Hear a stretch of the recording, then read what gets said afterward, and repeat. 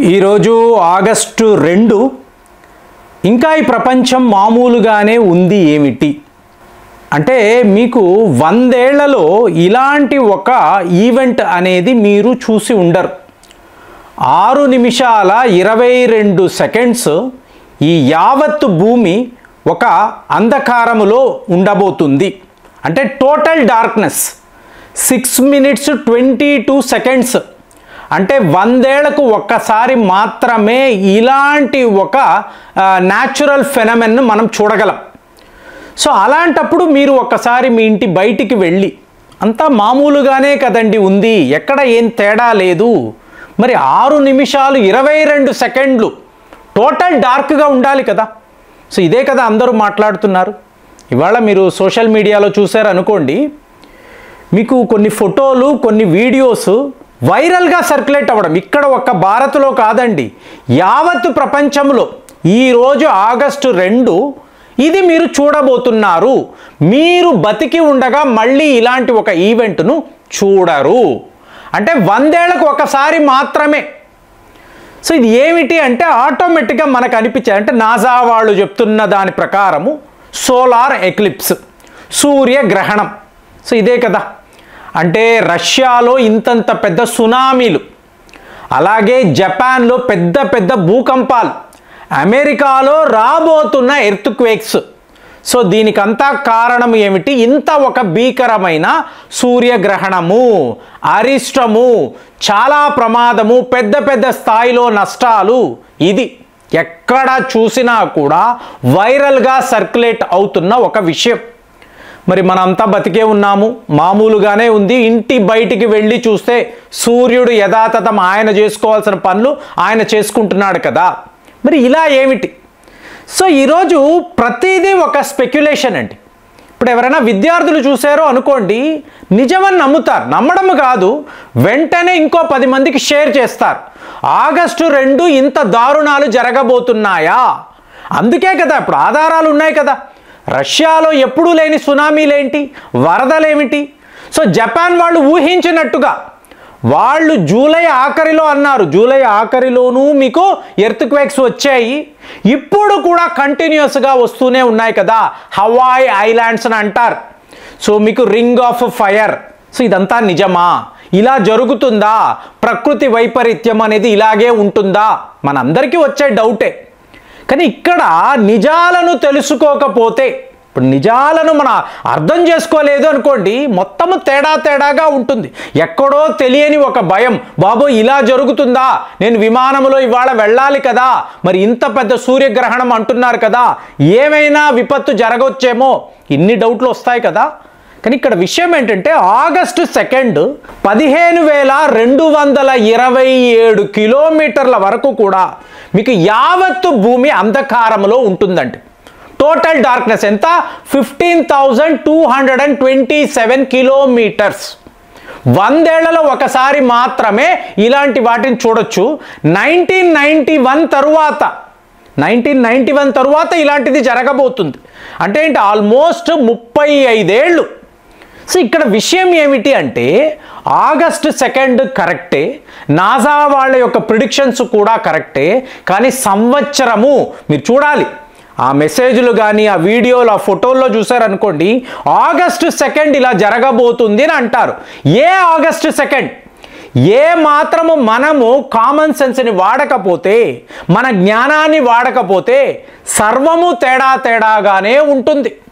So August 2 2027లో ఇలాంటి ఒక విషయాన్ని మనం చూడబోతున్నాము సోలార్ ఎక్లిప్స్ ఇట్లాగ టోటల్ డార్క్నెస్ 6 నిమిషాల 22 సెకండ్లని నాసా వాళ్ళు చెప్పారు డేట్ కరెక్టే సంవత్సరము తప్పు కానీ ఇంతలో ఎక్కడ చూసినా కూడా సోషల్ మీడియాలో ఈ ఆగస్టు 2 ఇలా జరగబోతుంది అని చెప్పి విపరీతంగా మీకు సర్క్యులేట్ అవ్వడము ప్రతి వాళ్ళు కూడా భయభ్రాంతులకు గురవ్వడము అవును నిజమే కదా రష్యాలో ఇలా జరుగుతుందంటే అరిష్టమే కదా వాళ్ళు ఆల్రెడీ 3 ఏళ్ల నుంచి యుద్ధములో ఉన్నారు మరి రష్యా అనబడే దేశమే పూర్తిగా మీకు నాశనం అయిపోతుందా ఇవాళ ట్రంప్ లాంటి వ్యక్తి వచ్చి ప్రపంచ ప్రపంచాన్ని బెదిరిస్తున్నాడు.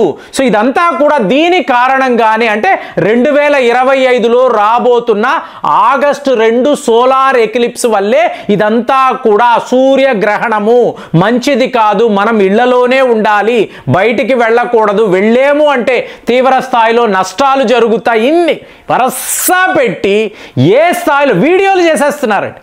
అంటే ఎటువంటి వెరిఫికేషన్ లేదు. నాసా వాడు ఏం చెప్పాడు, మీకు సంవత్సరం ఏంటి, డేట్ ఏంటి, నథింగ్. ఇక దొరికింది మ్యాటర్, వరస పెట్టి వీడియోలు ఫోటోలు వైరల్గా షేర్ చేశాడు. ఇక్కడ ఏంటంటే మీకు యువకులు విద్యార్థులు వీళ్ళను మీరు తప్పుదోవ పట్టించకూడదు. సో తల్లిదండ్రులు ఎవరైనా చూస్తూ ఉంటే ఈ వీడియో వాళ్ళు చూపించారనుకోండి, ఆగస్టు 2 కరెక్టే కానీ 2027 రా బాబు, ఇప్పుడు కాదు అనే క్లారిఫికేషన్ మీరు ఇవ్వాలి. ఇప్పుడు నన్నే అంటూ ఉంటారు, ప్రేమ్ గారు మీరేమో చాలా హై లెవెల్లో తర్కము మాట్లాడతారు, రేషనలిస్టిక్గా ఆలోచించాలి అంటారు, సైంటిఫిక్గా మాట్లాడతారు, సడన్గా శివసిద్ధుడు అంటారు, ఆలయాలు అంటారు, శివుడి ఆజ్ఞ ప్రకారమే నేను ఇది చేస్తున్నాను అంటారు. ఇదంతా ఏమిటి? అంధవిశ్వాసాలు కదా, మూఢనమ్మకాలు కదా. శివుడు మీకు ఏమైనా వచ్చి చెప్పాడా, ఇక్కడ ఇలా గుడి కట్టు అని చెప్పారా అడుగుతూ ఉంటారు. ఇక్కడ ఏమిటంటే దీనిని సచ్చినెస్ అంటామంటే, తతాట అంటారు. తతాట అంటే ఏంటి? మీకు ఉన్నది ఉన్నట్టు చూడడం. అంటే మీరు ఇప్పుడు ఒకవేళ ఆలోచించండి, మీ తల్లిదండ్రులను మీరు సెలెక్ట్ చేసుకోలేరండి. కుదురుతుందా? మీ అమ్మా నాన్న మీరు సెలెక్ట్ చేయగలరా? కుదరదు. కానీ మీ భార్యను లేదా మీ భర్తను మీరు సెలెక్ట్ చేసుకోవచ్చు. ఇక ఫ్యూచర్లో చూసారనుకోండి, పిల్లలను కూడా మీరు సెలెక్ట్ చేసుకోవచ్చు. ఎందుకంటే ల్యాబ్ బేబీస్ ఇవాళ మహిళలు, మేము పిల్లల్ని కనమండి, మాకు ఈ లేబర్ పెయిన్ వద్దు, ముందు వివాహమే వద్దు, తరువాత ఇలా పిల్లలు అవి అంటే మమ్మల్ని పెట్టకండి, మాకు వద్దునే వద్దని ఇవాళ కొత్త ట్రెండ్. జపాన్ అనండి, మీకు చైనాలో ఇక్కడంతా ఆల్రెడీ మహిళలు మాట్లాడుతున్నారు. ఇక సౌత్ కొరియాలో అయితే వివాహము పిల్లలు ఈ బంధమే మాకు వద్దు అంటున్నారు. మెల్లమెల్లగా ఈ ట్రెండ్ ఇవాళ భారత్లో కూడా ఉంది. సరే, ఎవరినో ఇష్టపడ్డాను, అబ్బాయో అమ్మాయో ఇష్టపడ్డారు, కలిసి ఉందాము అనుకున్నారు. పిల్లలు అన్నప్పుడు ఏంటి? ల్యాబులో మనము సృష్టించుకోవచ్చు. ఈలాన్ మస్క్ గారు ఈ పని మీదే ఉన్నారు. సో ఇప్పుడు మీరిద్దరు చామన ఛాయగా ఉన్నారు, మాకు తెల్లగా రంగులో ఉండే ఒక పిల్లాడు కావాలంటే మీకు కంప్యూటర్లో చూపిస్తారండి. నీకు ఎలాంటి అబ్బాయి కావాలి లేదా ఎలాంటి అమ్మాయి కావాలి, ఏ రంగులో కావాలి, కళ్ళు ఎలా ఉండాలి, లిప్స్ ఎలా ఉండాలి, చేతులు కాళ్ళు పొడుగ్గా ఉండాలా, పొట్టిగా ఉండాలా, లావుగా ఉండాలా, సన్నగా మీరు ఎలా చెప్తే అలాగా ఒక పాపను తయారు చేసి ఇచ్చే టెక్నాలజీ, ఆర్టిఫిషియల్ ఇంటెలిజెన్స్ త్వరలోనే రాబోతుంది. కాబట్టి ఇదంతా ఏంటి, మనం సైన్స్ ద్వారానే మనం రెక్టిఫై చేసుకోవచ్చు. కానీ ఇప్పుడు మీరు మీ భార్య అన్నారు, ఈవిడనే మీరు ఎందుకు వివాహం చేసుకున్నారు, ఇంకొకరిని ఎందుకు చేసుకోలేదు? ఎన్నో సంబంధాలు చూసుంటారు కదా, ఈవిడే మీ జీవితంలోకి రావాలి అని ఎవరు నిర్ణయించారు? నిర్ణయం నాదేనండి. మరి ఇంతకు ముందు ఎందుకు మీరు డిసైడ్ చేసుకోలేదు? పలానా వ్యక్తే నా భర్తగా రావాలి అని చెప్పి ఈ అమ్మాయి ఎందుకు కోరుకుంది? ఈ నిర్ణయం ఎవరిది? ఆలోచించారు అనుకోండి, మీకన్నా అతీతముగా ఒక శక్తి పనిచేస్తూ ఉంటుంది. ఒక్కొక్క సందర్భంలో మీరు చెప్తే నమ్మరండి, పలానా అమ్మాయిని చూసి పలానా అబ్బాయి చూసి ఒకరికొకరు ఇష్టపడి వద్దులేండి జాతకాలు మ్యాచ్ కాలేదని చెప్పి వాళ్ళు పెళ్లి చేసుకోరు. ఒక 4 ఏళ్ల తర్వాత మళ్ళీ అదే కపుల్ ఒక దగ్గర కలుస్తారు, వాళ్ళు ప్రేమించుకుంటారు, జాతకాలు మ్యాచ్ కాకపోయినా వాళ్ళు పెళ్లి చేసుకుంటారు, తల్లిదండ్రులకు వ్యతిరేకంగా వెళ్ళి పెళ్లి చేసుకుంటారు. ఇలాంటివి కూడా మనం చూస్తాము కదా. అంటే ఏంటి? Your life is predestined. ముందే మీ జీవితంలో ఇలా జరగబోతుందని ఎవరో ఎక్కడో కూర్చొని ఆజ్ఞాపించారు. సో దీనిని మీరు దాటడము అనేది ఇంపాసిబుల్. అందుకే దీన్ని సచ్చినెస్ అంటారు. అలాంటి పరిస్థితిలో, అలాంటి సిచ్యువేషన్లో మీరు ఉంటారు, ఖచ్చితంగా ఉంటారు. దీనిని మీరు మార్చలేరు. సైన్స్ అనండి, మీ నమ్మకము అనండి, దాని వెనుక ఉండే ఈ సచ్చినెస్. సో దీనిని మీరు చూసారనుకోండి, ఇలాంటి విషయాలు కరెక్ట్ అయిన ఇన్ఫర్మేషన్, కరెక్ట్ అయిన ఆలోచన లేకపోతే మీకు ఇప్పుడు ఈ వీడియో లాగే వైరల్గా సర్క్యులేట్ అవుతుంది. కానీ సంవత్సరము మాత్రము 2027, ఆగస్టు 2, 2027.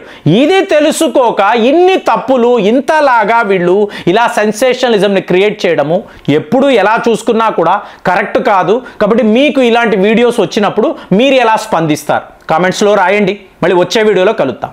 జై హింద్.